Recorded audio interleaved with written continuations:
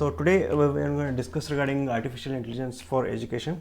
Okay, so we'll see a different perspective of how AI will impact the education sector. Okay, so first I would like to have a disclaimer. I'm not an expert. Okay, so I'm learning a lot of things as time goes by, but you can see like all the images, videos and GIF are used for educational purpose only. Okay, so about me, I'm into a lot of things. Like ma'am gave me a very big introduction about me. Like I'm not that. Like I'm just a very simple person who is learning things and like to share the things which I have learned. Okay, so what you can do is you can just Google up my name. My website pops up in the first link itself.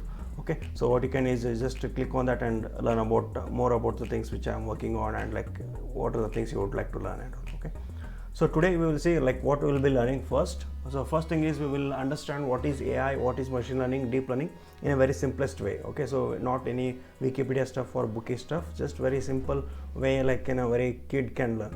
So then we will understand what is the impact of AI on education, then how artificial intelligence can augment education, then we will see how machine learning, deep learning models are created. I will show you a small demo using something called teachable machine. Okay, so then at the end like we will see something called story of future. Okay, so this is being liked by most of the people. Okay, so I will like to share the same story so that you can understand to what extent the AI can impact our lives. Okay, so first we would like to question whether we are actually using artificial intelligence, machine learning and deep learning. Okay, so the first thing is check whether your photos are getting better day by day. Okay, so you can see like you are like your face is like without any scars and all. It is trying to like smooth the face. Okay, so it is trying to like add extra lighting in the dark photos and all. Okay, so even the two phones, one with the upgraded version of OS and other with the normal previous version of the OS, you can see the modern phone will take much better photos. It's not about the camera may be the same, but the software optimization using AI has gone very high in such a way like it will help you to take good photos. So then you can see like I will use something called Gmail autocomplete, like in the sense whenever you get a mail, it will automatically help you to reply something like thank you, regards, like with reference point above and all. So it will automatically type all those, and you can also see like your phone is predicting what you're gonna type next. Okay, so the point is that what you're gonna predict is called federated learning. Google uses that by using a local database to have a federated learning.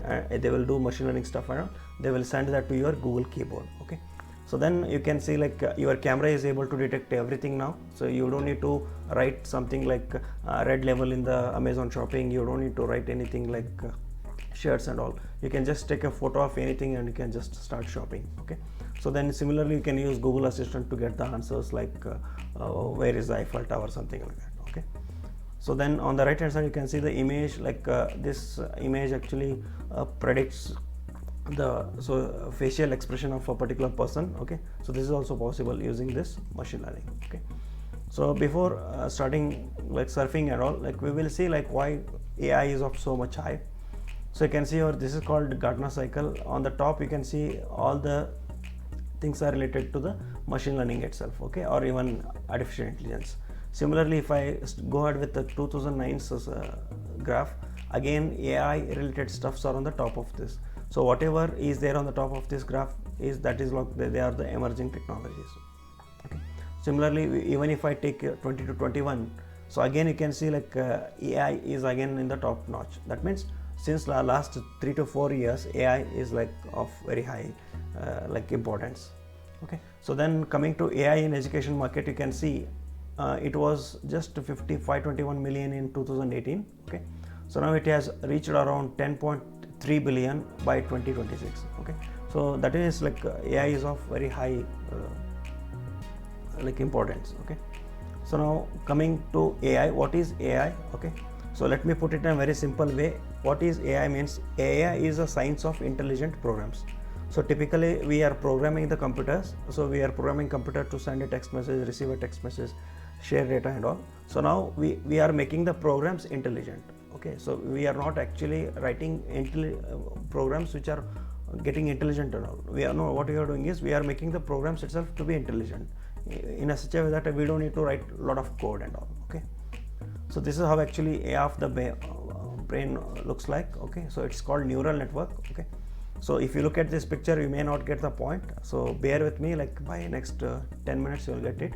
So there will be something called inputs, then there will be hidden layer, then there will be output. Okay, so this is what actually we do in the neural networks, and this idea is derived from the biology. Okay, so in biology we have something called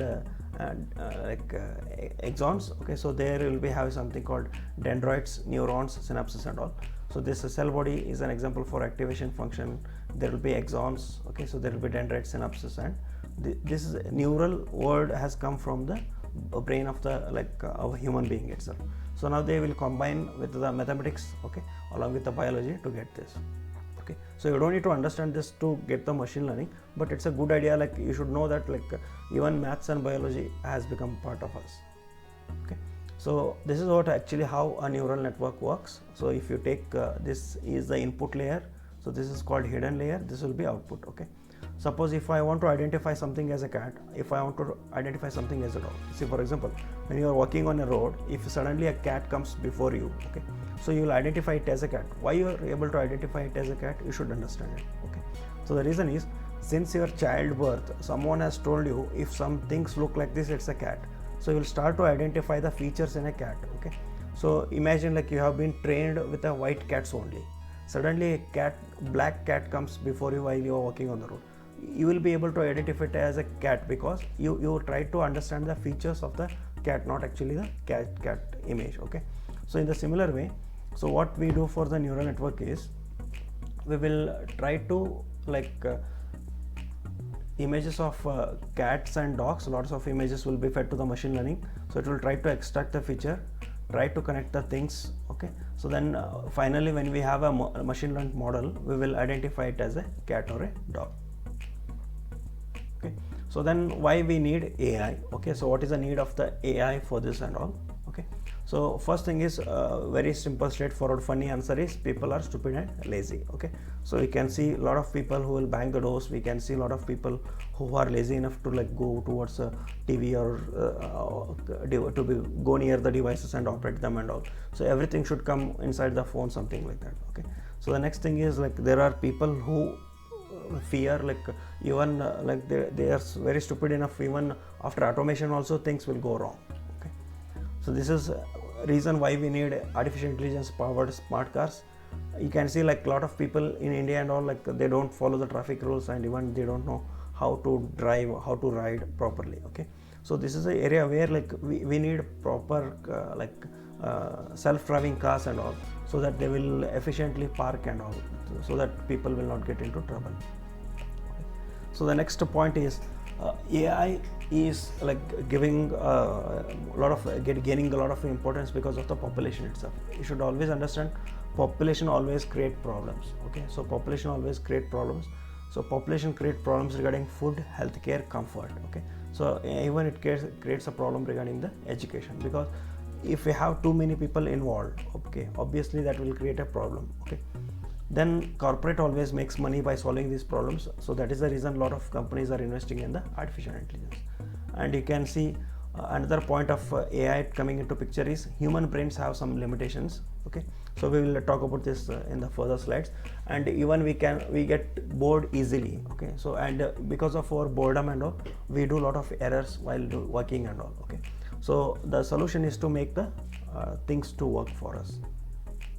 Okay, so then coming to the part of why AI for education, or why AI in education. Okay, so you can see here teachers, where we'll observe where teachers actually hiccup. Okay, so teachers, if you look at the children nowadays, if you look at the students nowadays, they want you to be the superstar, in the sense they want you to be a superhuman. They want you to explain everything. Okay, so even though you are a computer science teacher, they expect you to teach physics. If you are a physics professor, they expect you to teach something regarding computer science. If you are a teacher of biology, they expect you to know something in computer science. They will ask questions regarding chemistry, they will ask questions regarding biology and all. Okay, and if you look at the growing education sector and all, everything is getting overlapped. There are people who use computer science in history classes, so obviously things are getting overlapped. teachers should be like ready for it. But teachers, like to what extent they should be ready, that is a question mark, right? Because teachers will have their own constraints of learning and all. Okay, so again that is also a question mark. So whenever a teacher hiccups, okay, so that actually creates a problem for him. Okay, so that is students and children's are expecting their teachers, expecting the parents to be superhumans. Okay, so now to give a small demonstration. Okay, so for example, if there is a history teacher, what do you expect? Like for example, if there are students who will ask questions like this. So you can see the first question: which king in the history has the highest number of wives? Okay, so if you ask a question like this to a history teacher, any guy who is a history teacher may feel it very not a good idea to answer this, because he may not know this. Okay, so what we are asking is we are asking in the whole history of the world. Okay, so which king has the highest number of wives? Okay, so in the whole history itself. Okay, so we are not talking about one particular person, one particular king like that. Okay, so because in history lessons and all, you can see one king will have multiple wives, something like that. Okay, so obviously question will trigger in the student's brain, like which king may have the highest number of wives. So obviously it is not feasible that a history teacher in India will read all the history of the world. Okay, so obviously this kind of questions cannot be answered. And if you look at the second question, tell me the father's name of the woman from whom Taj Mahal was built. Okay, so you can see this is a complicated question where we are asking something and you are expecting something. In the sense, we want to have father's name of that woman. Okay, so from whom Taj Mahal was built. You should understand who built the Taj Mahal. Then we should understand from whom that Taj Mahal is built. Then we have to find the father of that woman. So if you go by the question like this and all, like it creates hell for teachers and all. You can see like to what it goes complex. The reason I have taken only this kind of questions is they are a little bit funny to explain also. So you can see this kind of questions will be asked in terms of physics, chemistry, like that. Okay, so if you come over to like geology and even for physics and all, what happens if earth starts spinning in reverse? So how will you answer for this? That is again a question mark. And if you look at this beautiful question, is nuclear reactors really a hazard? Okay, so whether nuclear reactors are really a hazard, in the sense most of the people, most environmentalists will always consider nuclear reactors as a hazard. Okay, so that is not the case. A recent study has found that nuclear reactors are consuming less energy to produce the electricity for the world compared to the renewable sources. So that this kind of questions and all, like it becomes very hard for us to answer. So can we have tensors instead of vectors for rocket tracking? If a student who knows about scalars and vectors obviously will have a problem, like in the sense, like if he gets a question like this, somewhere that student will get to know that like there are something called tensors. Okay, so instead of this scalars and vectors, he will start talking about tensors. Okay, so now it becomes very important that that person who is teaching physics or like even teaching computer science, something like that, it becomes hard for him to understand what is tensors, how tensors are related to vectors and scalars. So to what way I can go to the next level. Okay, so that is like these questions of students will expect the teachers to be a superhuman kind of thing. Okay, so that is the idea why I have put these questions. Okay, so then you can give a try to answer for this question. So what is a dash? Okay, so even a broken one of these on your wall is right twice a day. What is the object, or what is the answer for this? Can you give a try? You can put it in comments or like a chat box.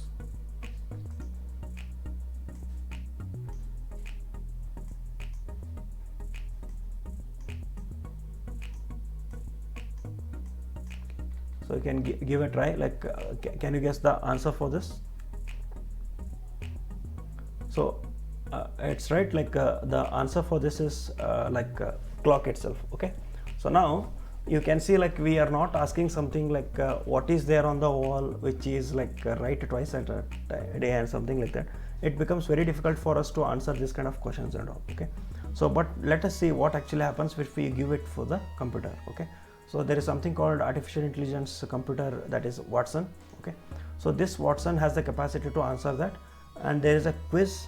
Okay, so these kind of questions which I have posted right now, so those are example of Jeopardy. So there is a quiz called Jeopardy, one of the toughest quizzes in the history of human beings. Okay, so they will give you too much explanation and they will expect you to give one word answer, something like that.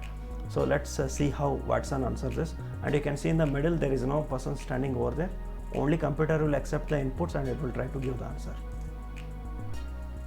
Now the last clue. Even a broken one of these on your wall is right twice a day. Watson. What is clock? Clock is correct. And with that, you move up to 23,000.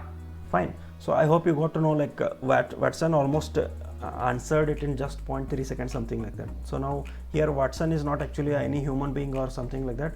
It's an artificial intelligence trained computer which is backed by supercomputer powers. Okay, so it will try to go and look into the things of the internet, and it will try to get the things from the Wikipedia, and it will try to relate the things which is connected to what and try to give the answer. Okay, so that is the idea of Watson. Okay, now the last clue. Even a broken. So now the point comes here is, so if you look at those questions and all, you cannot remember everything. See, for example, even if he is a history professor or something like that, it becomes very hard. Like he can remember all the stuffs of the history or something like that. Even for us also, you can see like it becomes like almost like incapacitated. Like humans feels incapacitated to remember all the things and all. And even you cannot do everything. Like for example, you cannot like remember all the marks of the students. You cannot remember like who is good at what and all. So you cannot almost do everything, and you cannot remember everything because human brains have some limitations and all. Okay, so that is the idea.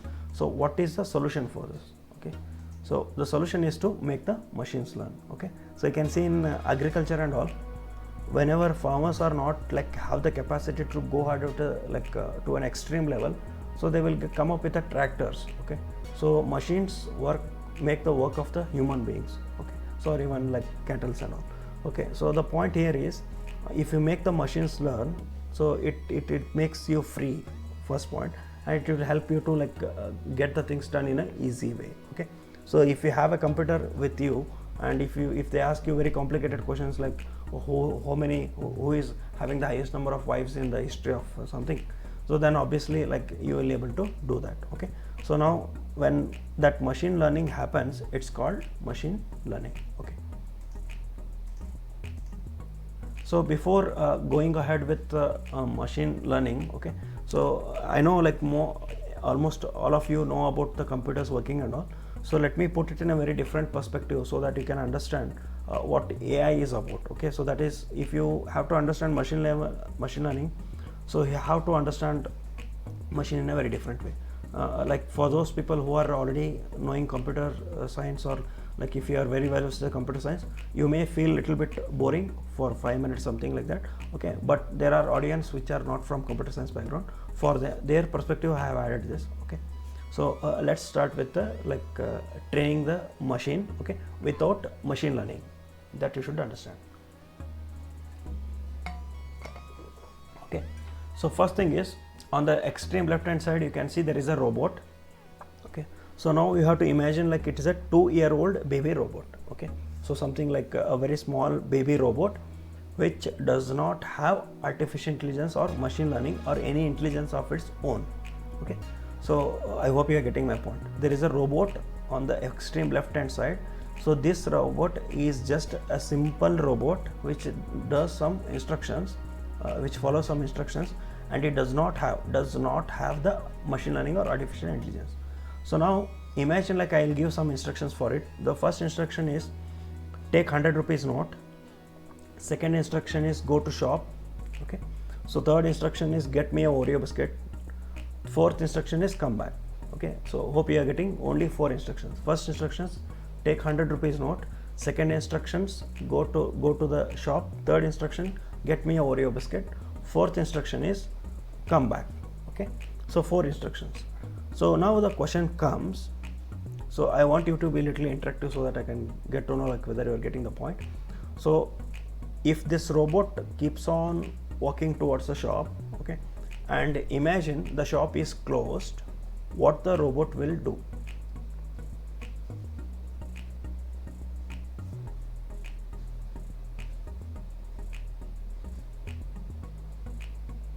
Okay, so you can put your answers in chat box. So the robot goes towards the shop, it has 100 rupees with it, okay, so it will stay like goes before the stop, but the surprising thing is shop is closed. Okay, so what should the robot should do is, okay, so the answer for this is the shop is closed, it will just stand before the shop. Okay, so it will not do anything. So most people will think that it will come back, so it will like ask the somebody to open the shop, nothing like that, because we have not given the instructions for it. So that you should understand. Okay, so it will just stay there, and that is one point. Another point is Jyoti Prakash has also find it interesting, because it will stay there till the shop opens. So that is also another point. Okay, so we'll imagine like there are a lot of constraints for this, but we'll imagine like this baby robot has unlimited power, unlimited battery backup, something like that. So then it will stay there till the shop opens. That is the one point. Next, suppose the shop is open, it will go and ask for an Oreo biscuit bundle. The shopkeeper gives the Oreo biscuit. Okay, now it will come back to the house. This is the scenario. Now the question comes whether this robot will ask for the change or not. So that is the next question. Okay, so the point here is no, it will not ask the change for exactly. It will not ask to shopkeeper to tender the changes. The reason is we have not instructed to do it. Okay, so we have just given the instruction that you should get a Oreo biscuit, but not ask the change. Okay, so understand the points which I am stressing on. That is, I am not like we are expecting that robot to behave in a normal way. It is not showing any intelligence whatsoever. Okay, so hope you are getting my point. So then after this, now you can see there is one big pit is dug. Okay, so it happens for you also, like whenever you go by some road and all, by evening when you come back, there will be a big pit before you. Okay, so now while walking back with a Oreo biscuit, imagine like that machine has come across this. Okay, so now the point comes here, whether the robot will fall into the ditch or whether it will jump and come back to the home.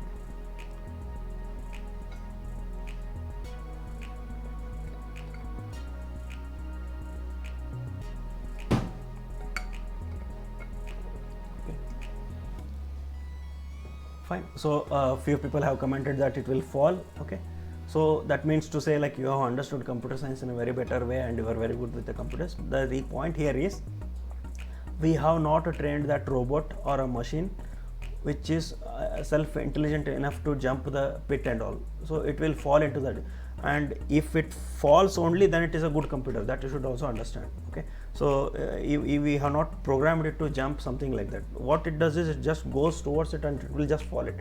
If it falls only, then it's a good computer. That you should understand. Okay, so then if you have written the code to jump, then it will jump. Okay, so that is a point here. Okay, so it will fall into the ditch. Okay, so now what all the questions and discussions we had right now, so this is to understand machines will follow only the instructions which were given to it, but we expect them to do much more. That is a point. Okay, so that is, for example, we expect that robot to come back if the shop is closed. We expect that robot to jump the pit if the pit comes there. Okay, so that like we expect that to have some human intelligence so that it will assist us better. Okay, so that is a point here. Okay, so for that case, so this is what actually the things are like this.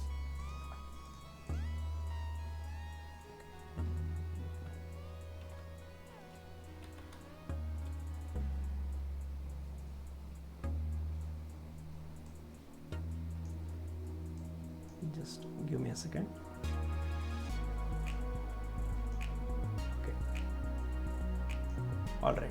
So now what actually happens is, what computer actually does is it will take some input, so something like take order, like order of the biscuit, then it will take that data, then it will process it, then it will give you information that is it got a biscuit bundle, something like that. This was a typical computer, typical old style computer. Okay, So now this is what we are doing on the till now whatever we discussed regarding something called traditional programming. That is, we were giving the data, we are telling the what is a program, then we are expecting some output. That is, we are giving 100 rupees, we are telling where the shop is, then we are we told what is a biscuit bundle we are looking for, then the output is it got me a biscuit bundle. Okay, that is traditional programming which we are doing. So or else I have to put it in a very simple mathematical way. I am giving the data as 2, 2, then the program is addition, then the output will be 4. Okay, so this is what we are doing till now. Okay, so you type some text message, you hit send button, the message will be sent. So that is how actually we are doing till now. Now in machine learning it is a little bit transverse, I can say. So we are giving the data and we will tell the output also. Now the computer has to figure out what is the program. For example, I will give the data as 2 and 2, I will give the data as 3 and 3, I will tell first output is 4, second output is 6, then the computer has to figure out the program is of addition. So that is, it has to understand like what he is trying to do is addition. Okay, so this is what actually we do in the machine learning. Okay, so we'll go a little bit deeper. So now we know the answers in machine learning. What actually happens is we know the answers, that is we know 2 plus 2 is 4, we know the answer is 6, then the data is 2 and 2, 3 and 3, then we got to know that the rules for it is addition. Okay, so now if I give the answer as 0, if I give the data as 2 and 2, it will get to understand that the rules is subtraction. So once the rules is obtained by this algorithm, then we call it as a model. Okay, so hope you're getting my point. So this is like stitching a dress. Okay, so once the dress is stitched, then it is over by a model. So that model, whenever you ask her something, she will give something to you. Okay, so now we will give new data, that is we will give 5 and 5. So once the data input 5 is given, so then the model will try to predict the things. It may not give the exact answer, it may give 9. Okay, so the point here is it may not give you the exact answer, it will try to predict the answer. Okay, so in machine learning there are no like something like exact answers, so we'll always say like accurate to or predicted to. Okay, so that is the point of machine learning. Okay, so if I have to put it in another perspective, so the first thing what we are doing is, without machine learning we were giving very specific instructions, that is you have to behave in this way only. That was the point. And till now even your phone before you right now is behaving in the very specific instructions way. You have told like you have to open the Zoom, you have to listen to that, you have to produce audio and all. We have given very specific instructions. But in machine learning it's like it is not the case. What we are doing is we will give the data, it has to figure out what is the way of doing it. Okay, so let me give an example for you. Suppose you want to learn how to ride a motorcycle. Now RTO will give you some book, like what are the rules are in India and all, like they don't provide it, but still we'll expect that like RTO will provide some rule book. Okay, so they will, in the rule book it is written you have to ride on the left side of the road, whenever there is a red signal you have to stop. So these are specific instructions which are given in this book, so then this we can follow it. But what happens in machine learning is you are not given anything. So what actually happens is you take the motorcycle, you just go and ride your motorcycle. If you go on the left side there is no accidents, if you go on the right side there will be accidents. If there is an accident, then you will understand that this is not the right way to do the things. Then if you jump a red signal you will get a fine. So whenever you are fined, you will understand that you should not jump the red signal. So that is how machine learning works. Okay, so there are different types of machine learning. So in what way we can create that AI? Okay, so one is supervised learning, that is it will say like I train me. Okay, so you have to train me. So unsupervised learning is like I am self-sufficient in learning. Okay, so these are like kids. Okay, so this is like teenagers. Okay.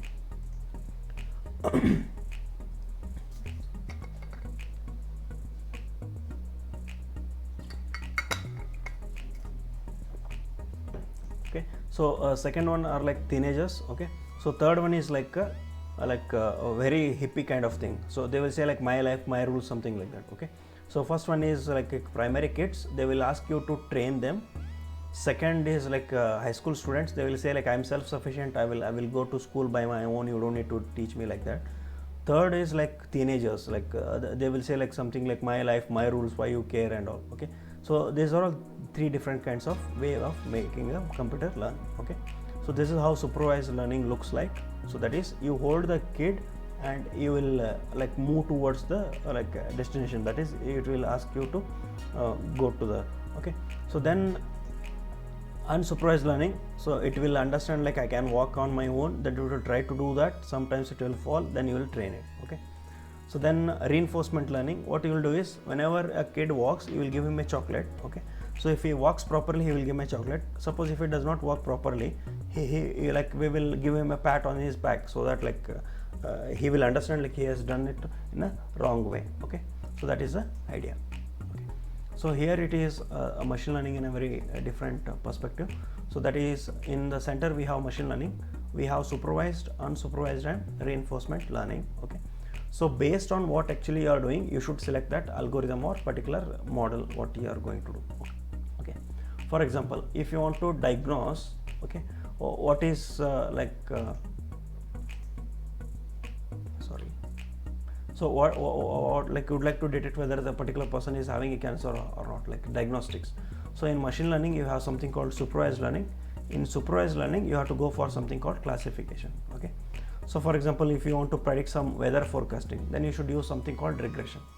Then suppose if you want to do something called customer segmentation, okay, so this particular customers will buy only this kind of products, then you should go for clustering. Okay, so if you are going for some gaming kind of stuff or even robotic stuffs, then you should go for reinforcement learning. Okay, so you can see some fancy videos on internet, viral videos, so where the robot will fall, where the robot will walk and jump and all. So those are examples of reinforcement learning. So they will try to learn navigation by hit and try rules. Okay, so that is the idea. What if we don't know anything at all? Okay, so this is there are some cases this will also happen. So that is, we may not know like how to do this. We know like whether it is unsupervised or we have something called unstructured data. So then we will go something called deep learning. Okay, so it's called also deep neural networks. Okay, so we will have unstructured data and unlabeled data. For example, people speaking on Twitter is an example for unstructured, unlabeled data, because we don't know what they will talk about, right? Like there is no fixed columns and all for that. Like we cannot imagine like what the things they will speak about it. Okay, so by that time we will do something called deep learning. Okay, so this is what deep learning looks like. But imagine the observe the image carefully. You will try to understand it as a car. Okay, your brain is trying to make sense of this as a car, but observe it, it is not a functional working car, because the wheels are somewhere, the headlights are somewhere else. Okay, so the engine is somewhere else, but your brain is trying to relate the features of cars which you have seen since your childhood and trying to make sense. Okay, so this is how actually deep learning works. Okay, so this is what actually we do in the deep learning and all. Okay, so stages in the machine learning, so how to do that. Okay, so we'll see in detail. Okay, so I'll take a very small example because there are like people who are not from the computer science background also. Okay, so let's make a very simple machine learning. Okay, so the machine learning model which we want to create is, we want to train the kid to help him understand that fire burns. Okay, so the algorithm here is to make the model to make the kid understand fire actually burns. Okay, so first thing we have to do is choose a data set. Okay, so how to choose a data set? So we have to choose the things which actually catches fire. For example, plastic, for example, paper, wood. Okay, so something like curtains, water bottles. Okay, so then cardboard boxes. Okay, so these matchstick. Okay, so then agarbatti, candles. Okay, so sparklers. So these are all examples for data set. So then we'll massage and clean it. Okay, so why we need massage and cleaning means, if you consider all the things burning together, like if you collect too many things of burning stuff and all, imagine like there is a burning neighbor's house. Okay, so burning neighbor house is an example for data set. Okay, but you cannot consider it because you cannot throw your kid into the neighbor's burning house and teach him fire. Okay, hope you are getting my point. For that person, for that moment you have to massage and clean it. That is, we will eliminate the things which will burn the kid itself. Okay, so we just want to teach him how like fire hurts. We are not worried about like we don't want to like child to be burnt in the fire. Okay, so that is the point.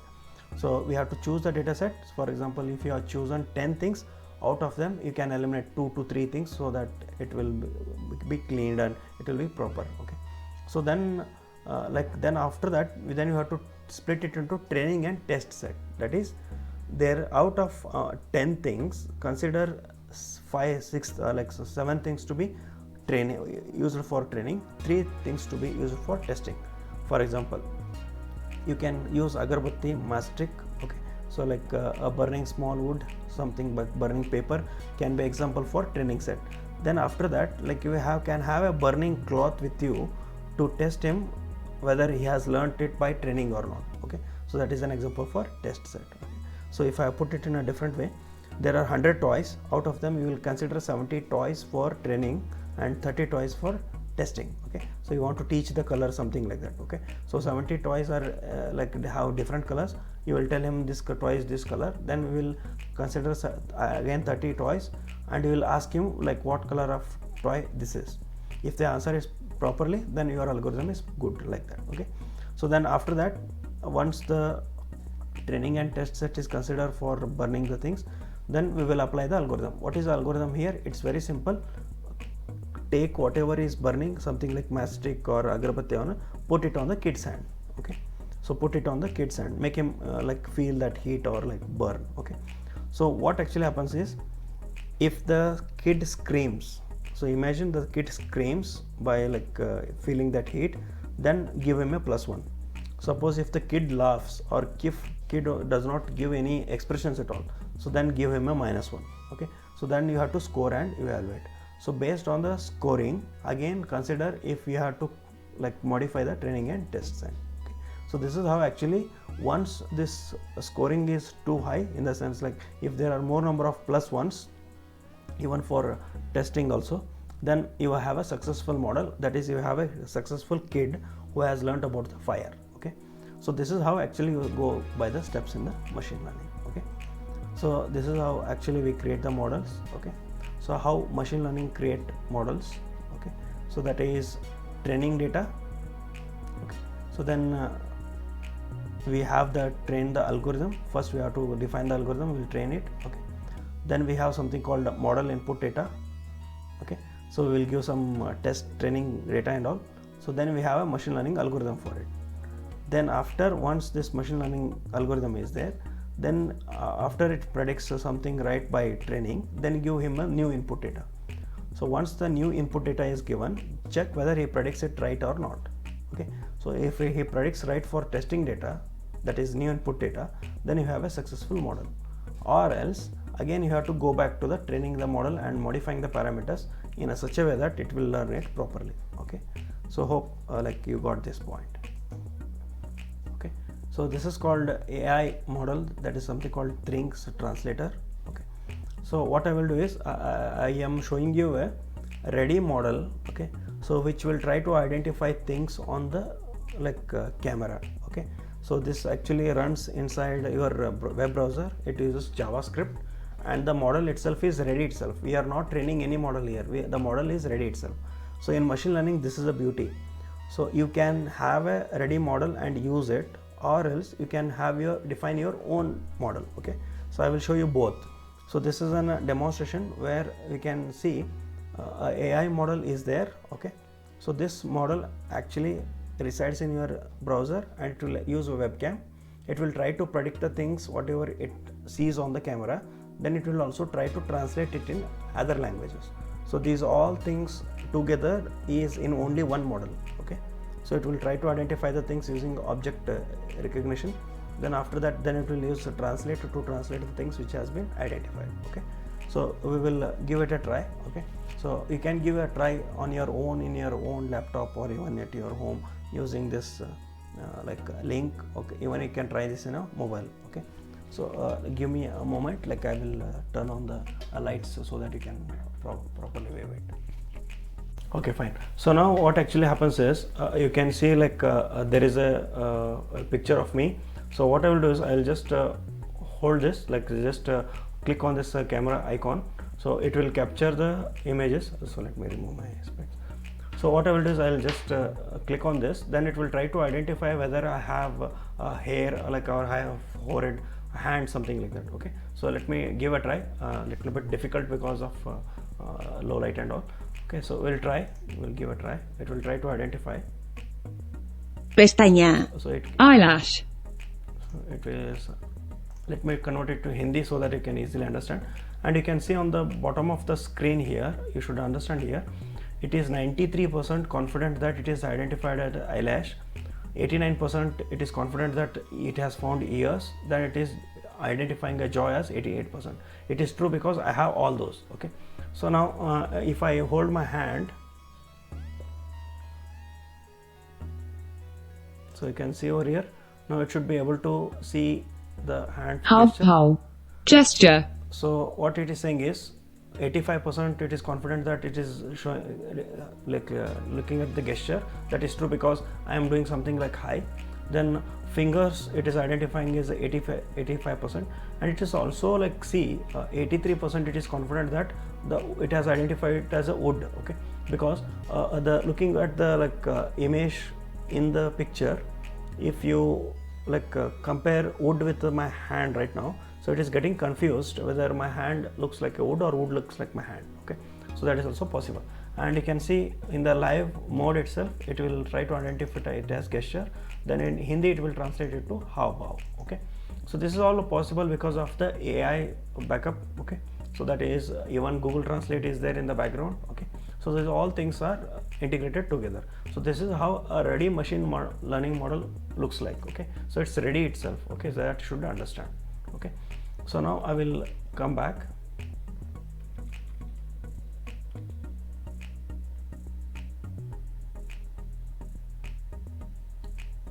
Okay, so now we will go to the next one, that is, let us create a model itself. So now I will show you how we actually created a used model right now. So how to create a model where a machine learning model where it can identify whether it can identify whether my students are sleepy, whether my students are awake, whether my students are interested, something like that. So let's go and give a try. Things may lag a little bit because I'm killing my machine to an extreme level right now because I have running too many things in the background. Okay, so now I will click on get started. You can give a try on your own. Okay, so if you have a laptop, you can give a try, or else don't try this on your mobile phone. It will not work. Okay, because your mobile phone is not designed to train machine learning models and all. So it needs a good laptop, something like that. Okay, so now what I will do is I will create something called image project. So right now what I will do is I will have something like class 1, that is, we will say alert students. So then I will have another class something like sleepy students. Okay, so what I will do is I need a data set for this. Okay, so let me enable zoom annotations.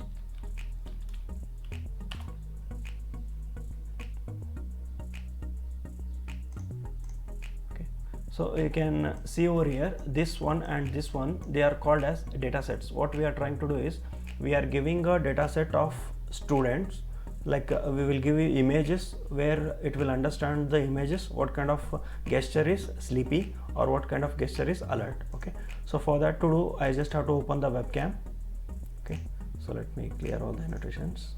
Okay, so now you can see over in the webcam, so I have to give images something which looks like a alert. Okay, so I just have to click on hold record. You can upload the images also. You can see here, you can upload the images of different students photos and all. So right now I am only one right now. I will use it at my own gesture. Okay, so what I will do is I will go a little bit near to my cam. Okay, so I will hold it and I will raise my eyebrows and I will hold my hand gesture like this because I am an interested student, that is, I am an alert student. Okay, so I will click on hold to record.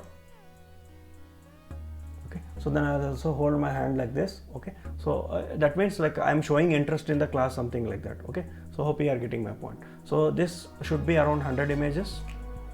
Okay, so what I'm trying to create here is I'm creating a data set for input. Okay, so similarly we have to do something like sleepy students. For that, open the webcam. So what I will do is I'll just hold my head down and close my eyes and record some what I can say, images. Okay, so what I will do is I will drown my head, because drowning head is also an example like that student is sleepy. Okay, so I will also close my eyes for that. Okay, so what I will do is I will just do that. Okay, so this is around 52 images. Let me continue. Okay, so now head down with the eyes closed is an example for sleepy student, so alert students. So now what I will do is I will train the model. What do you mean by that is, I will tell the computer that you have to take all these 93 images from the above and the 86 images from the below, and you try to make sense out of the image what you are in. Like that is, you have to connect the dots. Okay, so you have to take the images, you have to cut them, you have to understand what is there in the each of the pixels, then you have to train it. Once it is trained, then the moment it will see something in the camera, it should be able to detect whether some person is sleepy or alert. Okay, so let me train the model. So it will take some time. Okay, so because it uses your computing power, so it will locally does that. So you should have a little bit of patience when you do this. So now the training started. It should say something like don't switch tabs, because I'm working on it. So, and it has to go by 50 times. That is, this is called number of epochs. That is, it has to go through these images 50 times. Each image is taken, it has been learned for 50 times. So once the model is trained, so then it will try to alert. So now you can see, now I'm in alert state. The moment I'll close my eyes, it will go to sleepy.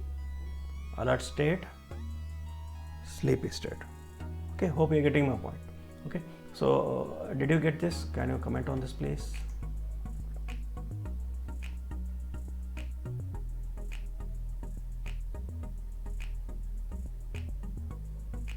Okay, fine. So now once you get this is not where we stop. That you should understand. This is all about just about training a model. Okay, so now what we did is we gave the data set. Okay, so that is, here we give the data set, here also we give some input. Okay, so this is called data set. So this is called data set. Okay, so this data set, okay, so these both are data set. So even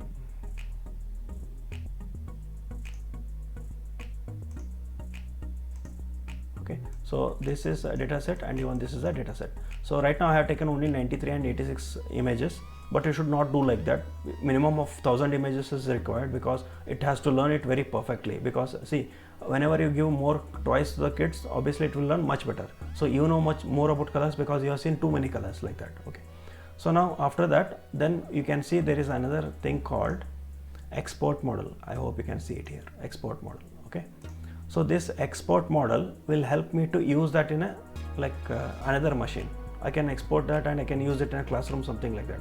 So just having a webcam in your classroom, you can identify how many people are alert, how many sleepy, how many are active, non-active, like that. Okay, so after that what you have to do is you have to click on this export model. Okay, so now once you go out here, okay, so now you can see here what it's saying is you should upload this model to the cloud. Okay, so if you want to use that model everywhere, you should have to upload it to the cloud. Once you upload it to the cloud, then you should be able to use it in a JavaScript or P5.js. I personally prefer P5.js because it will give me access to JavaScript, so that I can come up with an answer and try to modify the things whatever has been learned, like that. Okay, so that is the idea of this P5.js. Okay, so hope you are getting my point. Okay, so now what I will do is I will just export the model. Even I can use that in the Python using this Keras. You just have to set up the environment. Okay, so I don't have enough time to deal with all this and all, but still I'm giving you idea how you can go ahead. Okay, so you can just use the TensorFlow and get the things done. So similarly, you can use the TensorFlow Lite to put that machine learning model inside your mobile phone itself, that is in Android. Okay, so you can try that also, because you need a little bit of knowledge about how Android phones works and all. Okay, how APKs are done and all. So using this TensorFlow Lite also you can do this. You can use it in a Python code, or you can just use the JavaScript. So JavaScript is a plain straightforward version, whereas P5.js is a little bit complicated, but it will help you to extend the things further ahead. Okay, so you can connect it to a Google Sheet, something like that. Okay, so let me go ahead and upload this model. Okay, so I'll say upload this model. So it will give me some URL. So in that URL, all the time that model is uploaded to Google Drive, cloud, and it will be available all the time. So anyway, any people who have this model can be using that model. Okay, so let me show you what do you mean by that. It takes a few seconds to do that because it has to upload it to cloud along with the data set and all. You can also download it in your own machine also. You can give a try that also. Okay, so now you can see, I hope you are able to see the text, I guess. So here is your teachable machine shareable link. So this link will be there available for you 24/7. You can just have to copy this, and you can use it in anywhere in your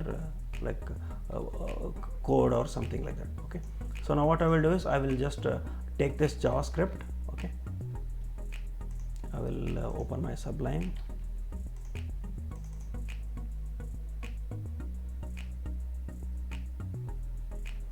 Just give me a moment, it will start. Okay, so what I will do is I will paste this code here. Now you can see I am pasting it in Sublime. Okay, that is just an editor. So then I will save it as HTML, mymodel.html. Okay, so now you can see this is mymodel.html. I just will check where it has been saved. Okay, here it is saved.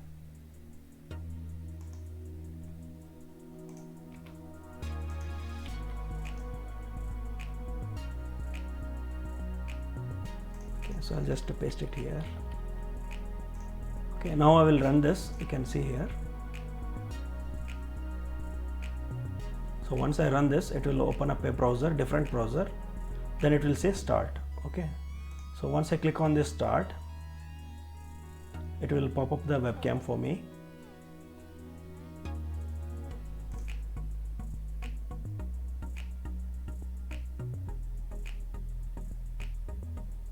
Just give it a moment because it needs a lot of processing power for that.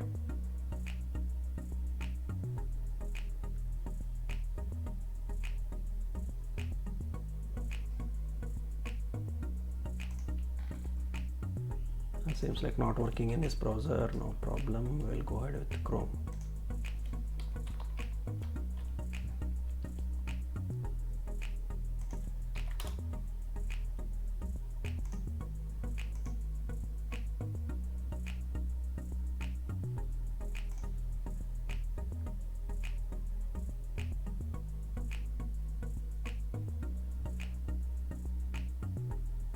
It will take few seconds to load, something like this, because it needs JavaScript to be downloaded and all.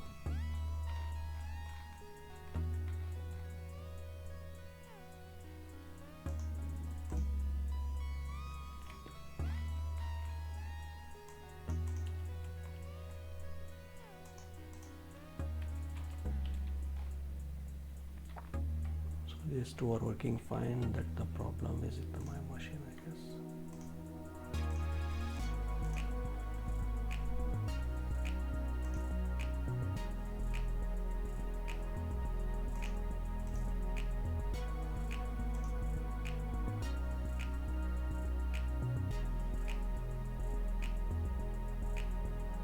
Seems to be no problem with the machine also.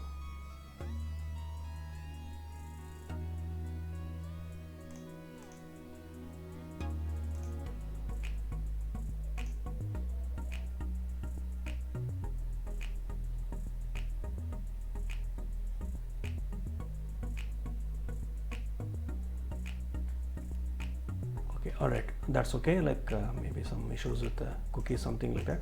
Fine. So the what's the point, what I'm trying to convey here is, so using this okay, fine, the conflict is with the cam, I guess. All right, so let me, if I close this again, that will also not work.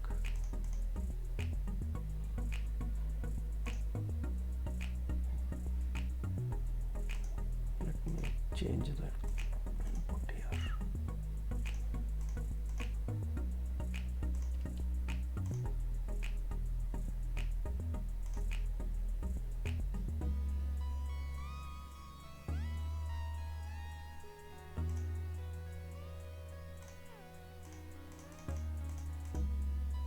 Fine, it got it. Fine, you can see over here. Okay, so now are you able to see my image in a small window with a white background? Can you comment on this please? Okay, so what actually I'm trying to do right now here is, so I can have a teachable image model which is already running in my browser, and you should all see here, so it is running inside my computer, that you can see over here. So this is actually inside my computer here, so that is in a desktop. Okay, so not actually it is there in the cloud. Okay, so but it uses the cloud, that you should understand. Okay, so you should not have an perception that it works fine with your, for that you need to download the model. So what I mean to say is, you can export that model and use it at your own perception. So now once I open this, you can see over here, so as I move my head, it will show whether how much it is confident or not. One is the exact score that it is very confident. So for example, if I move my head down, so it will go for sleepy student. Then if I come up, it will say alert student. Okay, so right now I am having only 2 classes. Okay, so similarly you can have multiple classes, you can add another class. So we can say something mobile users. So we can identify which people are using the mobiles and all. Okay, so we can have another class. Okay, so these people are something talking people or something like that. Okay, so we can have all these classes, you can have images, we can train them, then you will have a running model. Okay, so once you have a running model, then you can export it. Once you export it, you can use it anywhere. Okay, so this is a very shortcut way of using the machine learning, but I have used this because you will get to know what exactly is going on in the machine learning. But the drawback of this is you cannot modify these parameters. Okay, so the only thing is you can just change the epoch size and batch size. Okay, and change the learning rate, but you cannot change a lot of things like algorithms and all. You can fix certain things in the what is going on in the model and all. You cannot do that because it's already having some prefixed things within it. Okay, so now if you want to have perfect machine learning model which is adaptable for you, then you should do it via using the code or something like that. So using this, you can have a ready running machine learning model. Okay, so that you should understand how to use that and all in Python and all, how to decode what is being given as output. You can see here output has come, but how to utilize the output. See, for example, I can count for every second alert students information and plot a graph, how many people are alert, sleepy, something like that. So I can have a live statistics on your desktop or on your laptop, so that you can literally monitor the students in a live way like that. Okay, so that is an example of this, that is teachable machine. Similarly, you can do it for even for audio and even for a pose also. Okay, so let me give an idea.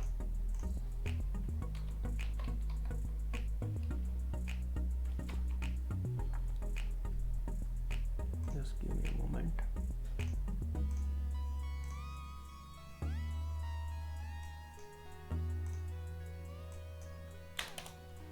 Okay, so maximize. Let me correct external monitor so that it becomes easy.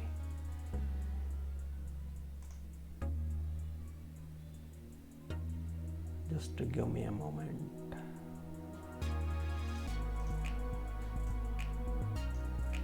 Okay, fine.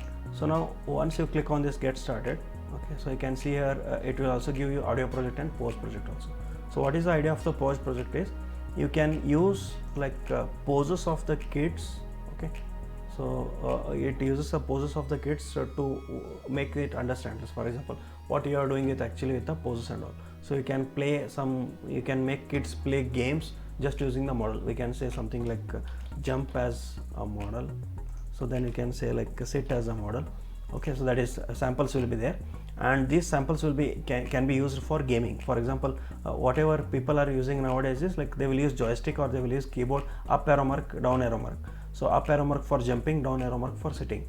So instead of that, you can make your kid to jump before a camera.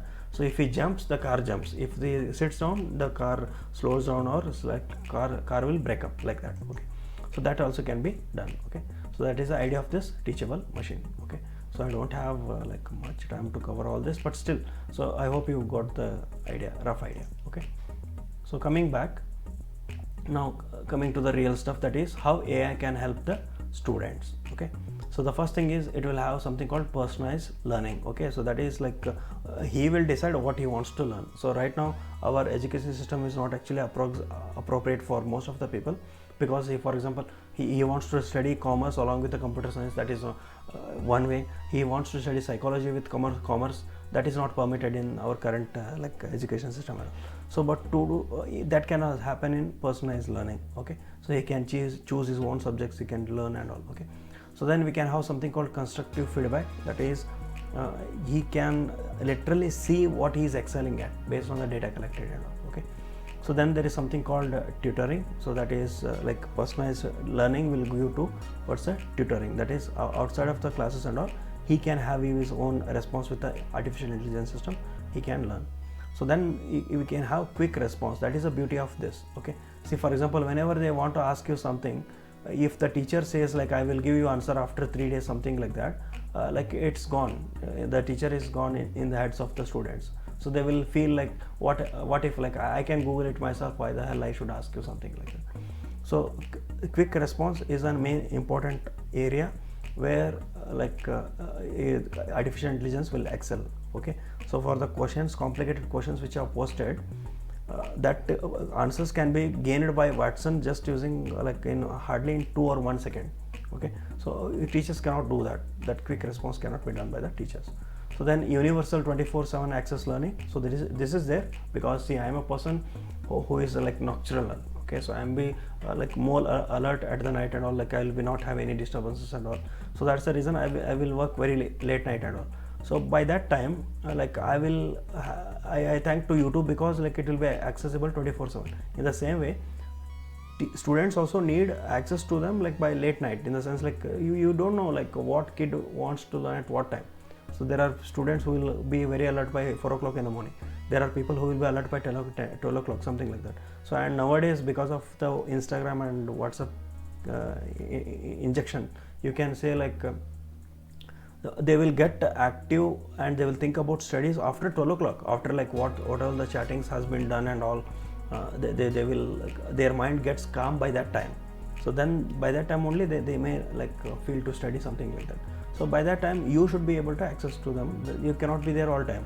So that is the best idea, is you can just tell AI to do that. Okay, so then this is how actually it helps students. Okay, so now artificial intelligence in helps in handwriting recognition. Okay, so we'll try to identify handwriting. Okay, so this is one small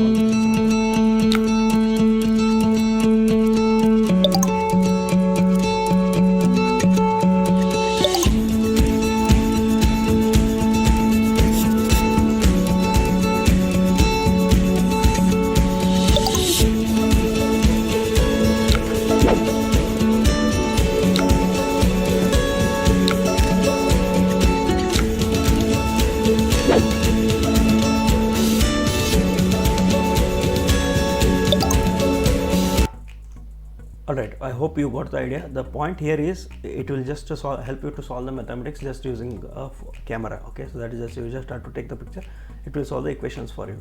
Why I'm stressing on this is, see, for example, if you give an assignment or exercise for them, they will solve it. Okay, so once they solve it, they want to know whether it is right or wrong. So to understand right or wrong, they don't need to come back to teachers and disturb them. They can just see it using apps like this and all. Okay, so and interestingly, this also gives some solvable steps for it also. So that is also another area where it will excel and all. So these kind of like learning stuffs should be integrated in our day-to-day life. Okay, so day-to-day teaching and all. So then how AI can help educators. Okay, so that comes to like teachers part. So So that is, we can have student specific approach, because you can see sometimes we as a teachers we ignore things, like we ignore the students who are not interested in the subject, something like that, and there will be different like learning rate will be there for different student. Okay, so then using AI and all, we can have collect the too much of data from his phone and all, we can have specific suggestion for a specific student. Okay, and you don't need to give that, the AI will do that for you. Okay, so then augment Q&A sessions. The moment suppose you imagine like you are standing in the dais, he will ask some complicated questions like how TensorFlow can help me like in the future, something like that, should I need to learn. So then what you can do is you can run a like artificial intelligence machine model in your laptop. So it will recognize his question, it will pop up the answer for you on your screen, then you can look at the answer and you can screen it out and you can convey the answer in a beautiful way. So that can be happening. Okay, so then task automation can be done. So this grading process and all, you can see OMR has done automation to a certain level, but even like apart from OMR and also like OMR just test only the memory part, that you should understand. OMR will always like give highest score to the person who is having the best memory. It is not about analytical skills and all. So the point here is we just have to look at their behavior, they have their morals, like support should be there for the students, and so these all like his moral policies, his ideologies. So these all things should be taken into consideration to give a good like kid for citizen to the country, something like that. So for that, task automation is very important, and AI can do that without the help of a teacher. Okay, so then apps which uses AI, I already covered this. Duolingo is one, like if you are multilingual, it will help you to translate the things and learn easily. Google Lens is one, I use that a lot. There is another one which I use, there is something called PhotoScan. You can give a try for this also.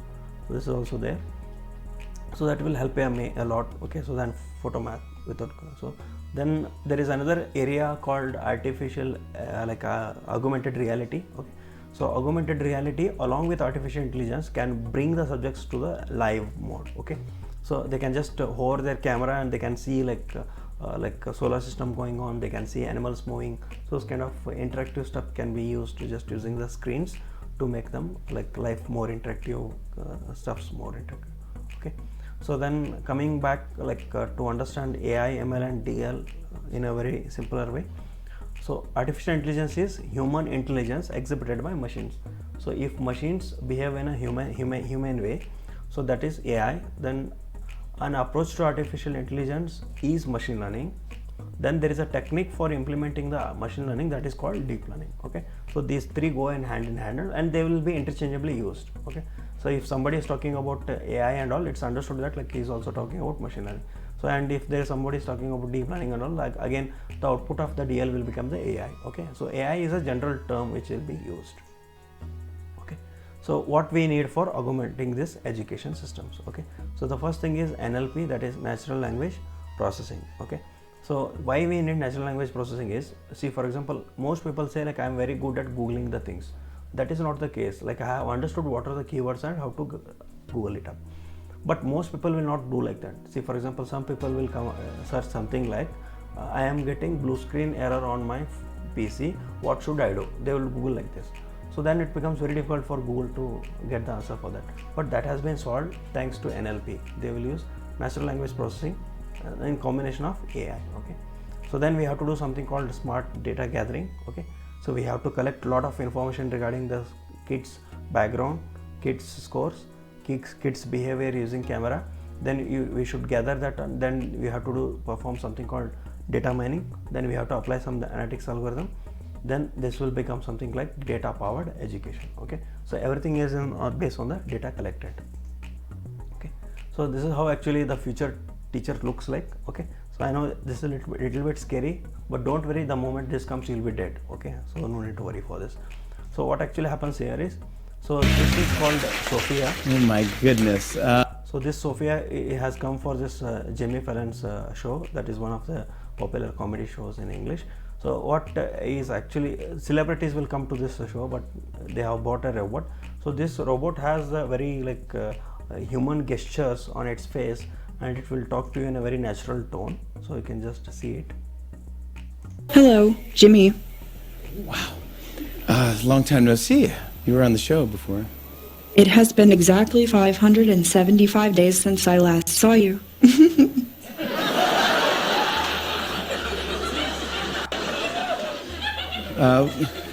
What have you been up to? Not much. Let's see.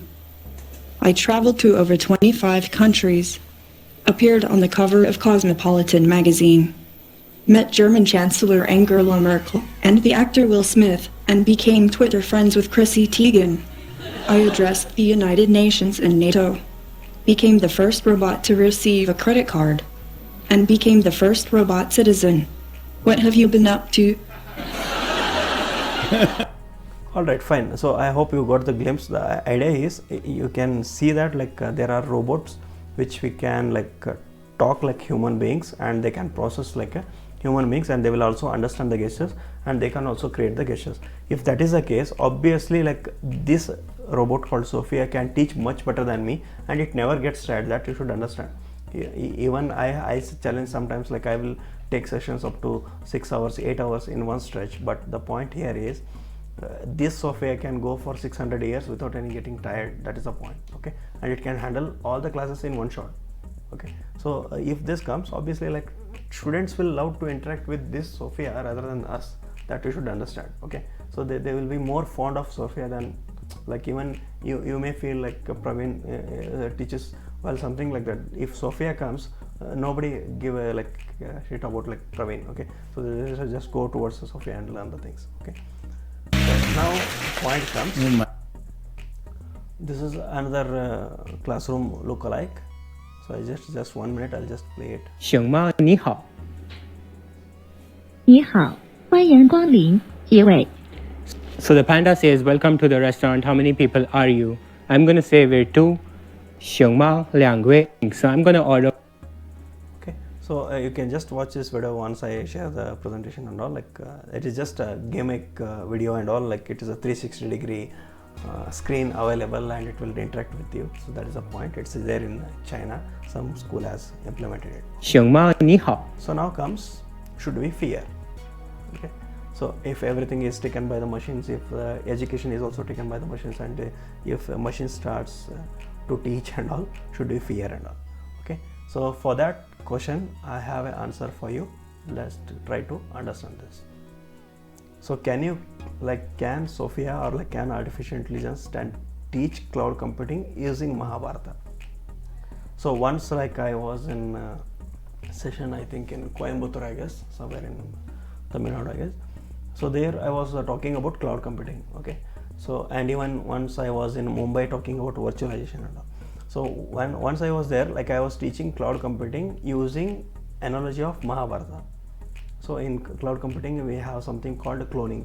So I used Kaurava's birth as an example to explain them the cloning of the VMs, virtual machines. Now what I am trying to emphasize here is Sophia can reproduce the things which are there already in the system, in the Wikipedia or in the things which is already stored, but it cannot create something analogy like Mahabharata's analogy used for cloud computing. Okay, so hope you are getting my point. Okay, so then you cannot teach virtualization using love story, because it does not know what is a love story. Okay, hope you are getting my point. Okay, so now it cannot answer a question like whether God exists or not. Okay, so even the people who have been very well versed with the God and all cannot answer this question. Okay, so this kind of questions will actually trick the AI. It cannot take some decisions what needs to be done. Okay, suppose there is a AI car. If the car is moving very fast, okay, so there is a kid on the road and there is an old woman on the road. So whom it has to kill? So if you ask this kind of questions, there is no answer for this. So and every answer is right, and even every answer is wrong there. Okay, so that AI cannot do that. So even it is going towards creativity, it cannot do that. We need to train it for another 50 years to do some moral based decisions and all. Okay, so ethical decisions will take very long time to get done. So by that time you are safe to that extent. Okay, so that I can say. Okay, so then challenges and dangers. The first thing is building the trust. That is, Sophia can convince children to create bombs, okay, that you should understand, but you have to trust Sophia, that Sophia will train your kid in a very like good way, okay. So this is a question mark, building trust, whether you trust it or not. Then it can replace only certain tasks, okay. So it can replace only certain tasks, that is it cannot like replace all the tasks, okay. So there are few things which it cannot do, and people like me will have very high expectations, okay. So I get very excited about the technology and all, so I expect that Sophia to come in our classroom and help me like in just 5 years, something like that, okay. So that may not happen, and there is something called software malfunction. What if you are traveling in a plane which is AI powered, there is no pilot, suddenly there is a malfunction in the AI model, so there is some fault in the AI model, some error rate is there, obviously that will create problem for us, okay. So then imagine like you have self-driving cars using AI, okay. So all the cars will decide to go in a particular speed and hit each other. If that is the case, that way we called as self-killing cars, that is also possible. So imagine like your son's Googles up like what is the best thing in chemistry and all, a result will pop up something like create bombs using things at home, okay. So now AI can suggest him that like you will become a very good bomb designer, you become that, what you will do for that. So that is a case, like you should be very cautious, okay, fine. So these all the things like which are scary also, okay. So I'm not saying everything is sweet, because whenever a knife is invented to cut the things, but if you ask like take it to kill a person, obviously it has its own like bad effects also, okay. So now coming to visioning smart environment, like of all this, okay. So give me 10 seconds, so just take a break.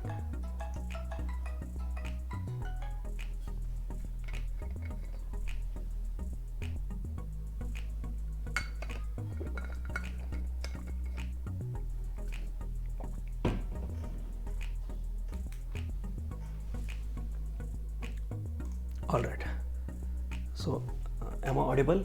Can I have a comment on this, please?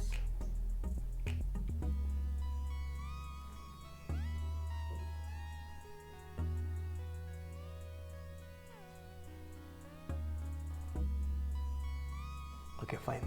So now visioning smart environment, this is a very interesting topic of all the things which I spoke, okay. So you can just try to relate all the topics whatever I have taught till now just using one single example, okay.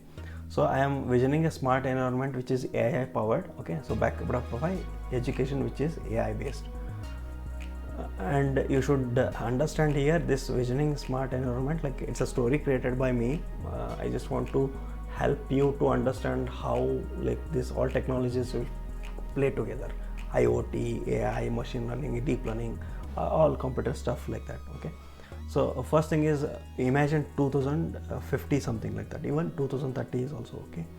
So first thing is birth get registered. Imagine like there is one particular person who will give birth to that. So instantly the baby comes out, his insurance Aadhaar will be ready for him, okay. So birth gets registered, his Aadhaar and insurance is ready for him. Then based on the parent's income, based on the locality he is born, the machine learning will try to find out what is the best school for him. So it will give a school suggestion for as a notification for the parents, okay. Then once he joins the school, it will suggest what is the best friend for him. No need of like going and talking to friends to make friends and all, no matter of like no introvert extroverts question will not come over here, okay. So just a school suggestion, and instantly that kid will also get this notification that here is your best friend, go and meet him, that's it, done. Then based on the data collected from the school, based on the data collected from the parents financial database, based on his location, again it will suggest a good college for him based on the grades he has taken in the school, or based on the things he has selected in the school. Then once he goes to the college, no need of like following a girl, no need of like for girls like texting to guys like that and all. Instantly a notification will come, your girlfriend is ready, go and meet him, like he will be available at this location, like that, okay. Then after he completes the college and all, so then there is another case where after like boyfriend suggestion is done, they will complete this graduation or master degree, something like that. Then it will also suggest what is the best suitable job for you based on the quantitative qualitative updates, and then your college grades, school grades, your interest, how you good emotionally you are with your girlfriend, boyfriend, that also matters. So those all things into consideration. Job suggestion is done and job is also ready for you there. Okay, so you just have to go and join, no interviews, nothing like that. Then suddenly, like once you are in the job and all, you will earn some money and all, then like a notification will come whom you have to marry. That's it. Okay, because the same happens for that girl also. Imagine, like, this is boy's profile, same happens for the girl's profile also. Girl's profile also will get a notification like you can marry this kind of person and all. Okay, so no need of filling the matrimony stuff and all, no need of like this middle agents, no need of like going to that matrimony alliances forums and all, no need to do that. So then it will also suggest when to have kids. Okay, so like based on their financial status, based on their mental maturity and all, this is like very important, like when to have kids. So most of the people asleep over here. Okay, so you can see people struggling, like, okay, so that is also there, when to have kids. Then once that person will get old, it will suggest a old age home. Okay, so where he has to go and stay there, because we are talking about 2050s. There is no point of like looking at your father and mother stuff, and those all shit will be gone. Okay, so old age home will be there, and robot will be suggested, which is the best robot suggested for you, like whether it is Sophia or like Kanan, Cortana, like that. Okay, so then you can buy the best robot available for you, then it will assist you. One fine day, that person, imagine like you are there in that position also, so you will have wearing some smart watch or like smart device which will monitor your heart rate, something like that. You will fall on the floor. Okay, so that person will fall on the floor, and instant call will go to the ambulance, because it has read that like his pulse is not getting detected, something like that. So that ambulance will come. The moment you will reach the hospital, like they also know what is your statistics are, like what is your blood pressure is there, what is your like sugar levels are, glucose levels are, everything will be there ready for the doctor. They just have to decide whether you will live or die. So once that AI will read all the things and decide like you will not be able to fit longer as a human, like you will be die, instant notification will go to the cemetery. Okay, so instant notification will go to cemetery, and that cemetery like will, based on your height and width and all, like it will also dig the pit for you or keep the firewood ready for you to cremate you and all. Okay, so this is how actually smart environment works like. Okay, so the moment that guys will have the kids, they will again start from the loop 1, again birth get registered and it will start. So this is how the beauty of smart environment is. Okay, so this is a very beautiful picturization we can have. Okay, so there are a lot of movies has been done on this, but they have not done it in the way I have composed it. Okay, so I have made it to compose to make you comfort. So most of the movies always show the dark side, because fear always makes the people to watch more. Okay, so there is one TV series called Black Mirror. You can go and have a watch about it. There are many like that. Okay, so this is all regarding your smart environment. Hope you liked it. Okay, so in a nutshell, so I am winding up. So what you can do is you can learn the machine learning and AI. So try prototyping using TensorFlow, Arduino, Raspberry Pi, Teachable Machine, like that. Okay, so use cloud platforms to storing and processing. You can use something called Kaggle, you can use something called Google Colabs and all. So you can do the things in the cloud. You don't need to have very good machine and all. Okay, so I work a lot, that's the reason I have a very good machine with me. So you don't need to have very good laptop and all you just need is a very good I can say browser based laptop and all. You can do the things on the cloud itself. So try multidisciplinary, don't stick up to computer science, or don't stick up to biology, mathematics and all. Think out of the box, like connect the things which are not connected also. Okay, so think out of the box. You cannot get a light bulb just using the candles. Okay, so you cannot have a LED bulb improving the CFL, something like that. Okay, so just try to think out of the box, try to connect the things which are not connected at all. Okay, so that is how you can just proceed. So finally, like we have something called books by one of the, like most of my talks are inspired by this guy. Okay, so if you are very worried about this AI and all, like you have to give a read about this book called Sapiens, and if you are too much worried about the future, you have to read this book called Homo Deus. But these are all like appended issue. To understand this, it is better you read this. Okay, so So then only you read this. It's okay, like you can understand, but you can relate much more if it is from here to here. Okay, so from history to the end. Okay, so what I am doing is I am just scratching the tip of iceberg. Okay, so I have not gone very deep into this. Okay, so let me check the time. Okay, it's around 1. Okay, so that's I have just scratched the tip of the iceberg. You can go a little very deeper because I have been learning this machine learning stuff since 1.5 years. Okay, so even I am standing in the shore, I can say, like I have to dive very deep into the waters. Like there is a lot of stuff to learn and all. There is if you have to very good with machine learning, you have to go with statistics, mathematics, and a lot of things involved. Okay, so then finally, thank you for listening. Okay, so thank you for your patience. I hope this was helpful for you. Okay, so right now I have another TensorFlow hello world example in a coding perspective for computer science. If the organizers permit me to use another 15 minutes, I can explain that, or else I will wind up now. Over to the organizers now.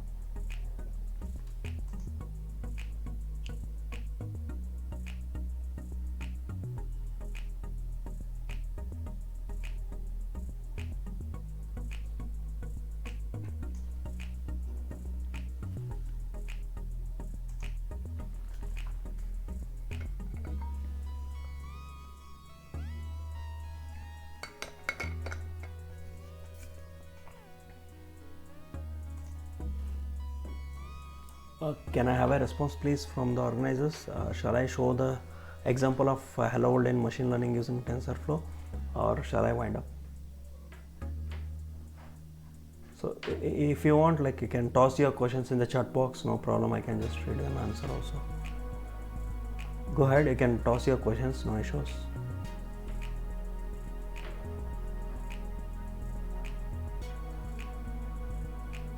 You can compose your questions and put it in the chat box. I will read as time goes by. Okay, so I need 15 minutes for that TensorFlow hello world example because it is a little bit code kind of stuff. But if you permit me, I'll give a demo. So let me know regarding this from the organizers.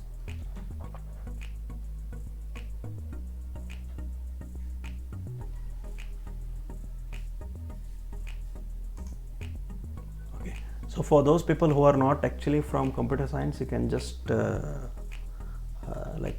explore it. Okay.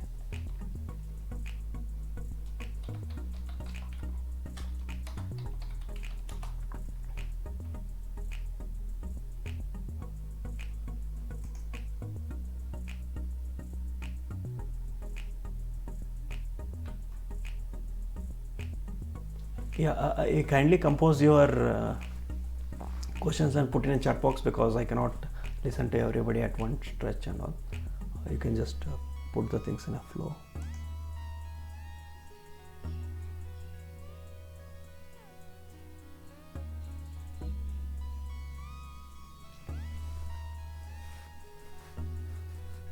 Yeah, few interesting questions have come.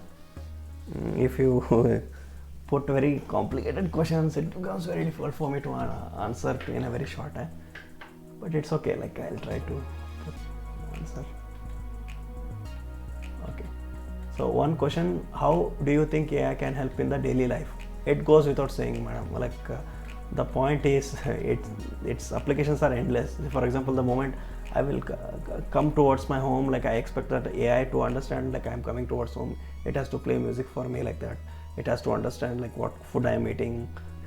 It should know everything about my life and it should help me. That's what daily life. Okay.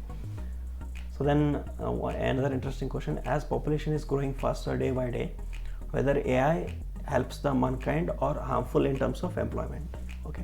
So let me give an example for this so that you can understand. If population is growing faster, obviously there will be people who will get old and die. Fine. Hope you're getting my point.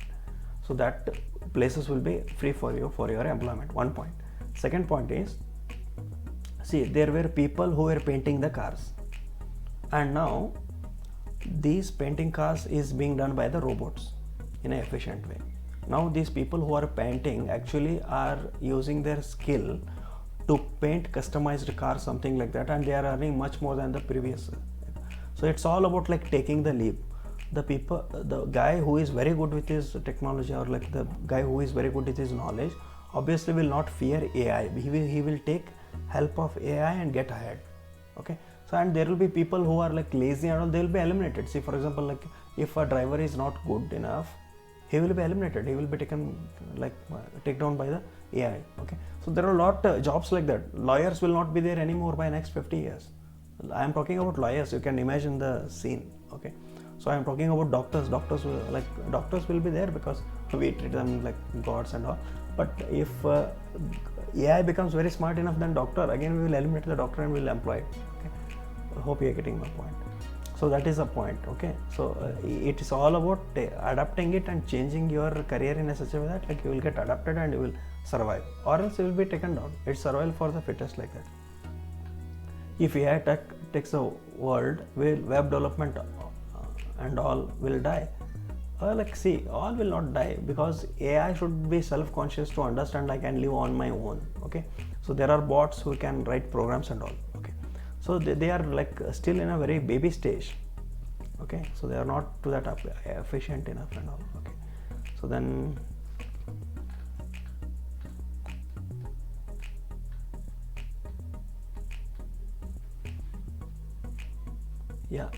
so Sophia is the ultimate future, I can say. Like Sophia is about ultimate future I'm talking about, but AI can help you to recognize the things and also, for example, there are some projectors which will use machine learning and AI.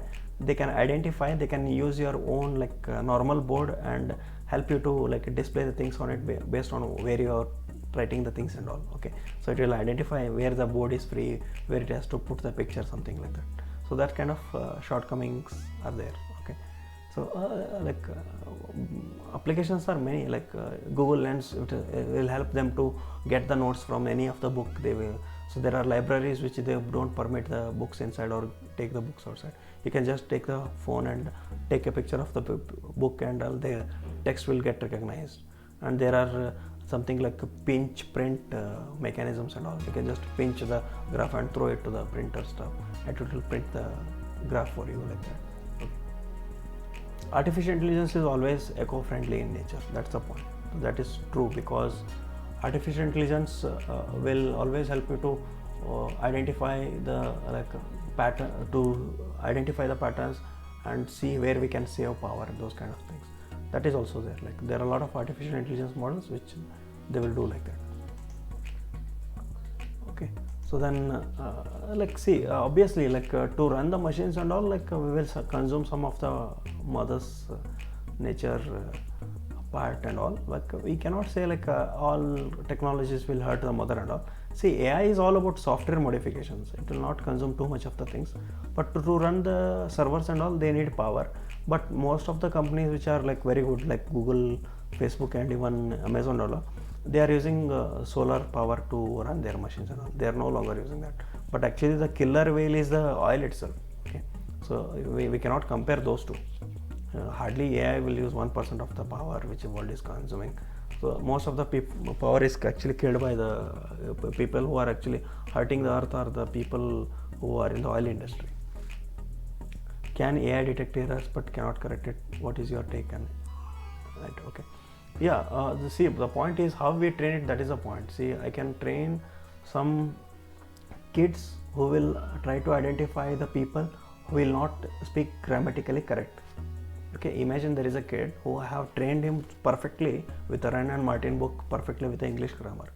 Now he will try to identify every possible person who is speaking to him in English, he will try to identify grammatical errors with him.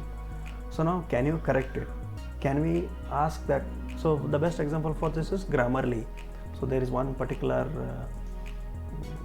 I can say, example. I'll just put it in chat box. There is something called Grammarly. I hope you heard about it. So this Grammarly will use AI and machine learning in the backend and all. It will try to correct the things which you type, and even it is there available in the Google Docs also. You can give a try. I don't know whether you tried it or not. I have tried.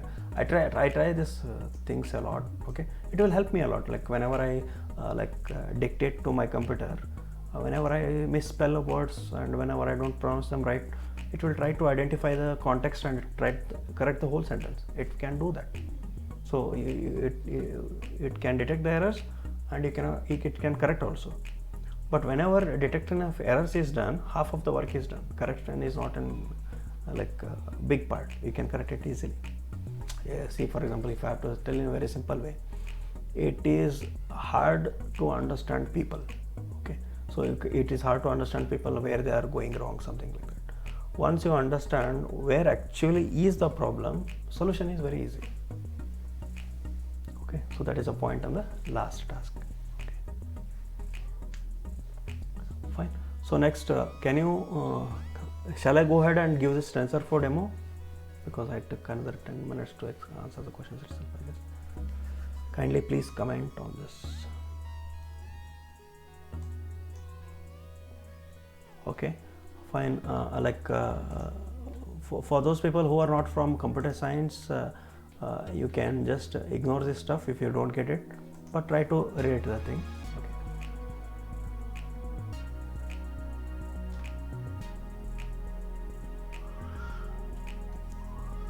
Yeah, even I am trying to go ahead and explore this, open these courses for you. So next week I am planning to start internships on this machine learning and AI and all. Okay, so if anybody is interested in it, they can give a take, and I am announcing the internship for people who are in computer science. I am taking online as well as offline interns to work on this AI and all. I have some ideas in my mind where I work on machine learning and AI. Okay, so they really be learning a little bit more technical and all. So if you are having some free time and all, you can take a call. Okay, so I will announce. You can follow me on Facebook, Twitter, LinkedIn, something like that. So there you will get to know the things, or you can just ping me on WhatsApp using my contact number. Okay, so now coming to the demo of the Hello Tensor using Google Colapse. Google Colapse is like a machine which runs on the cloud. Okay, it will help me to do the things. Okay, so now what I am trying to do, I will tell you first. I am creating a machine learning model which will take the inputs as this. Okay, so first of all, are you able to see something called hello tensor.ipynb? Comment on this, please.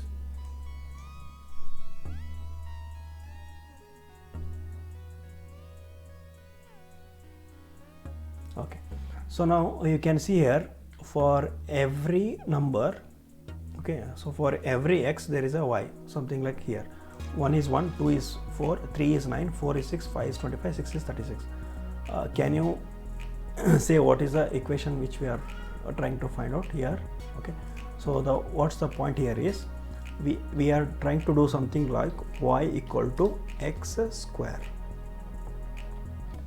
Y equal to x square. That is, it will give the, whenever I give a number, it has to give the square of it. But what you should understand here, the green things are in the comments. Okay, so these are all comments.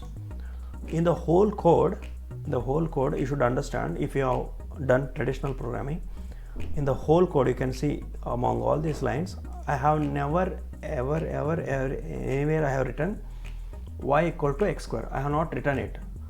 Okay, so the computer has to figure out, based on the input given, computer has to figure out what is the equation, whether it is y equal to x square or y equal to x plus 1, like that. Okay, so it is called like fitting and all. We'll see. It's too much complicated. I'm teaching whatever I teach for 6 months in just 6 minutes. Okay, so bear with me, some things will bounce out of your head. So the first thing is I'm importing TensorFlow. That's okay, it's just a library. Then NumPy for numbering calculations. So then I'm also importing Keras. Then I'm defining a model here. Okay, so the model name is model itself. Okay, so something like the variable name, it's variable itself, like that. Okay, so then I will define some layers, input layers, hidden layers, like that. Okay, so then after that, then I have to compile that model. That is, I have to tell what algorithm to use. The optimizer here I have used is STD. Then I have calculating something called mean squared error. Okay, so I'm doing performing some loss calculation. So first I have to define the model, then I have to define the layers. After that, then I have to compile it. Okay, so compile it using some optimizer, then mean squared error. Then after that I will give the data set. Okay, so the thing which you can see here, it is called data set. Okay, so this is the data set. So that whole thing from here to here, this is data set. Okay, so once the data set is there, okay, so don't worry about this, these are all comments. Okay, so what I am trying to say is, whenever there is a x value as 1, the y value is 1, for 2 it is 4, for 3 it is 9, for 4 it is 16, for 5 it is 25, for 6 it is 36. Now computer has to understand for every number there is another number equivalent to that, and what is the relationship between those two. Okay, so that is the idea of this inputs. Okay, so that is the data set. Okay, so hope you are getting my point. Now after that, then I have to model.fit. This is where I will try to run the machine learning algorithm to get a model. So once the model is ready, then I have to predict it. Okay, so for prediction I will give input as 10 or something like 7, 5, 8 or any number. So then we will also see like what should be the output also. Okay, so let me run this for you. Let me clear the things first. Okay, so let me run it by line by line. So this is a little bit time consuming. Okay, so on the top here you can see here somewhere here it is saying connecting. What actually mean by that is, it is trying to allocate a server for me in the Google Cloud, where it will create a hard disk and RAM for me. So you can see here it is showing me some RAM has been allocated, 12 GB RAM and 100 GB hard disk. Okay, so this is allocated for you in the Google Cloud for free. Okay, so you don't need to pay for it. So but for big models and all, you need to pay for it. Okay, so then I will fit it. Okay, so once this is done, it is saying it is okay. So you can see on the left hand side these check marks are there, so that means like things are fine. Okay, so then model.compiler, that is like I will compile that model using some algorithm. So the algorithm which I am using to fit the model is std, and some loss calculation should also be done. Then I have to give the inputs, that is the data set. Okay, so then after that, then I will try to fit it. So this takes a little bit longer time. So right now I see I have given the epochs as 500, that is it will go by 500 times. Okay, so it will try to draw a line. Okay, so it will try to draw a line. So it will do it for 500 times, that you should understand. Okay, so let me give you the idea what is meant by that epochs. It will, I'll just give you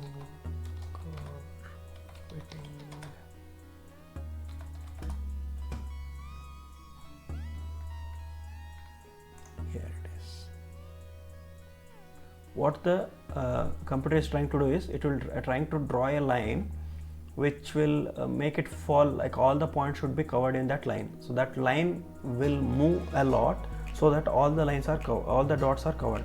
But it is not possible to cover all the dots, but our input is very silly, so that it will try to connect all the dots.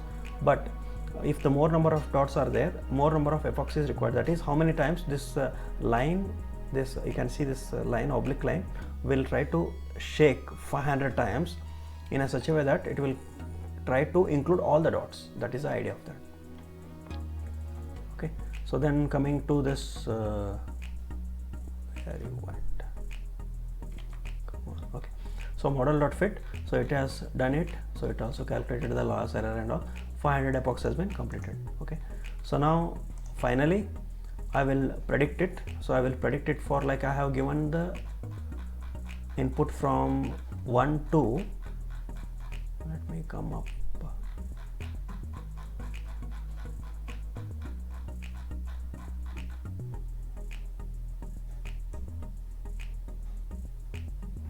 Okay, so I have given up to 6 to 36. Okay, now I will give the new input as 7. What should be the output according to you? Comment please.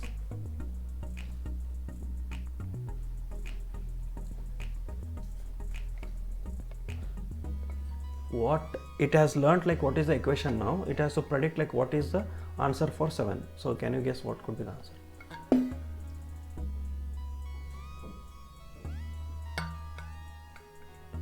Okay. So it should be, for 7 it should be 49. But now if I run this, you can see what will happen. Come on, why?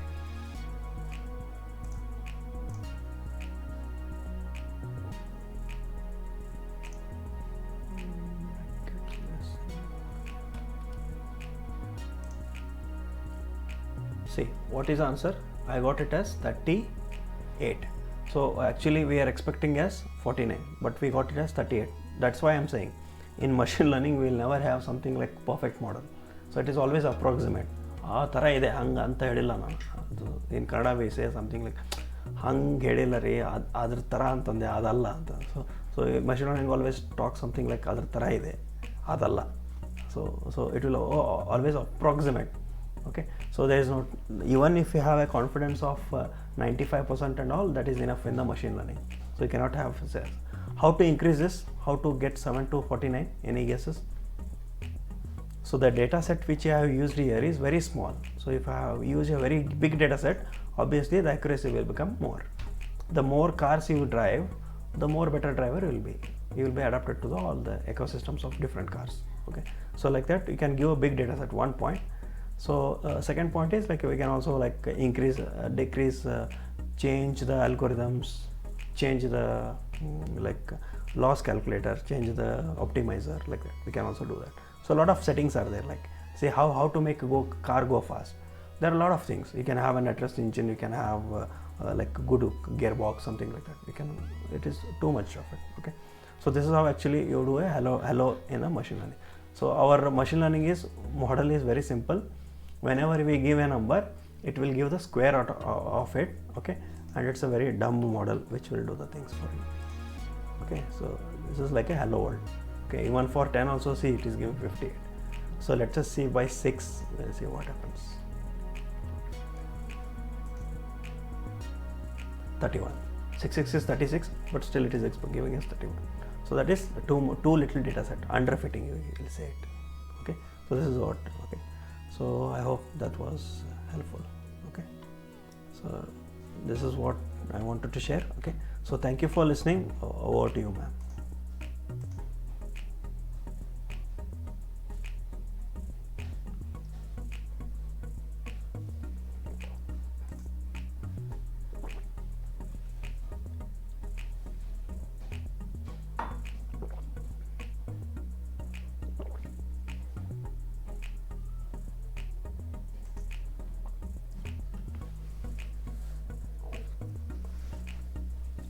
I think organizers can take over from here, I guess.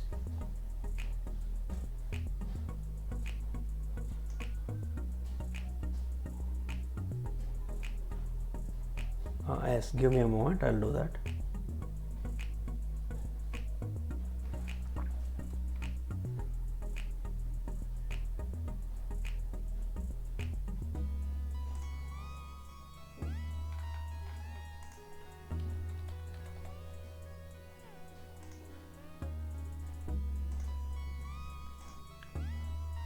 Yeah, I have done that. Like Shilpa can go ahead with stuff. Thank you, sir. Am I audible, sir? Yes, ma'am, you are. Yeah, okay then, thank you. Good afternoon, everyone. I am Shilpa Gugad. I am here to present an vote of thanks for the today's webinar. It is such an honor for me to get the opportunity to thank all the dignitaries on behalf of Computer Science Department, Government First Grade College, Hubli. I would like to thank you, webinar speaker, Mr. Praveen Hanchanar, sir, for your inspiring and motivating words, sir.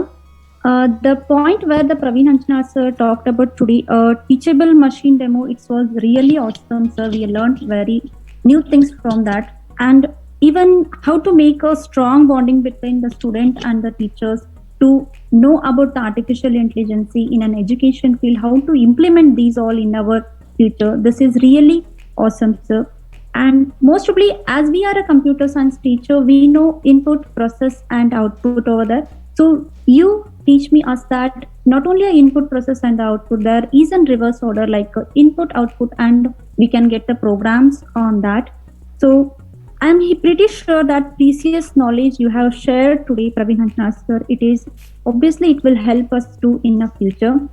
Once again, I would like to thank you, Mr. Praveen Hanchnar sir, for taking a time for their busy schedule and enlightening us with the knowledge. Thank you so much, sir. I extend my gratitude to our principal, Dr. P.B. Kalyan Shetty sir, and IQAC coordinator, Dr. Annapurna Hattimattur madam, for giving a permission, organizing this webinar session, and inviting Mr. Praveen Hanchnar sir to conduct it. Thank you, sir. Thank you, madam. A special thank to Program Coordinator and HOD Department of Computer Science, Dr. Rajeshwari Horkeri madam, to organize the webinar even amidst the pandemic. Thank you very much, madam. I must thank the organization team, volunteers, for working hard for past few days to make this webinar successfully. Thank you one and all. And also I thank you all the participants present here for the paying your attention and learning. I would like to thank you all the volunteers, and I would end my speech here. Thank you one and all once again.